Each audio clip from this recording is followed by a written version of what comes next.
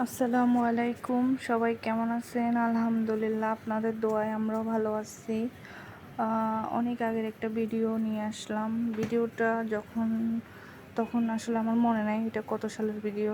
তো আজকে হঠাৎ করে এটা চোখের সামনে পড়লো, তাই এডিট করে নিলাম একটু ভয়েস দিয়ে। তো আমার মেয়েরা তখন আরও একটু ছোট ছিল, এখন দেখতে দেখতে বড় হয়ে যাচ্ছে। মেয়ে খুব দ্রুত বড় হয়ে যায়। তো ওরা ওদের বাবার সাথে হেঁটে হেঁটে যাচ্ছে সামনের দিকে, আমি পিছন দিয়ে আস্তে আস্তে ভিডিও নিলাম। তো ওরা ওদের বাবার সাথে কত কথা বলতেছে, তো আমিও শুনতেছি। তো বাচ্চাদেরকে নিয়ে অনেকে বলে যে তোমরা এত ঘুরো কেন? বাচ্চাদেরকে নিয়ে এখন না ঘুরলে কখন ঘুরবো? এই যে ওদের পড়াশোনার সময়, এখন পড়ালেখা নিয়ে ব্যস্ত থাকে, তেমন একটা কোথাও ঘোরার টাইম পায় না।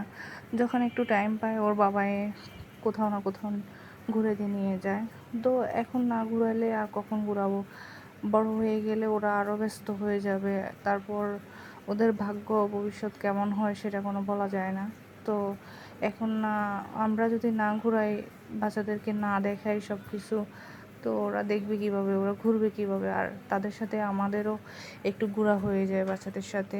যেমন প্রত্যেকটা মানুষের প্রত্যেকটা জিনিসের একটা সময়গুলো কাজে লাগাতে হয়। সময় যদি থাকতে যদি না ঘুরে পড়ে, আর ঘোরার আর ওই সময়টা হয় না, তখন দেখা যায় কি বয়স হয়ে যায়, তখন হাঁটাও হয় না। একটু হাঁটলে মানুষ ক্লান্ত হয়ে যায়, অতটা ঘুরতে ইচ্ছে করে না, মনে হয় যে বাসায় বসে থাকি, এটাই আমার কাছে শান্তি। তো আপনাদের সাথে অনেকগুলা কথা বলে ফেললাম।